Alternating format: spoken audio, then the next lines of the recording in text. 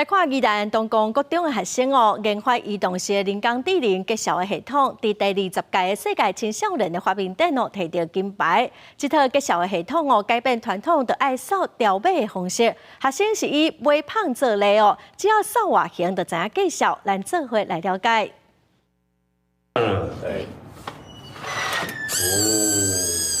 甲胖放到机器内，扫外部形体就直接无跳出介绍，用手机一扫就结好效。宜兰东宫国中学生陈佑希、陈文琪甲陈怡文，以微胖无法度扫条码结校做发想，研发出移动式人工智能结校系统。伫第20届世界青少年发明展，摕到便利生活组金牌奖甲台湾白金奖上大公赢。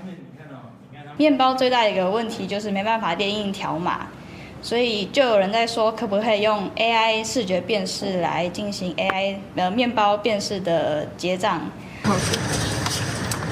学生一直调整测试这个导入 AI 的系统研发的过程并无简单，经过真侪届的失败，伫冠赛因为设备卡掉咧，敢若摕到银牌奖。学生无放弃，一直改进提高稳定度。 面包滑下来，它会自动先辨识一次，但是它会有影像卡顿的状况，所以我们就改成手动的，这样就可以完整的辨识到我们要的影像。发明顺利进入世界赛了后，学生也拄到语言的挑战，加在一直练习，顺利完赛。黄勇表示，學生得到的唔但是得獎，也是過程當中唔驚失敗的發明家精神。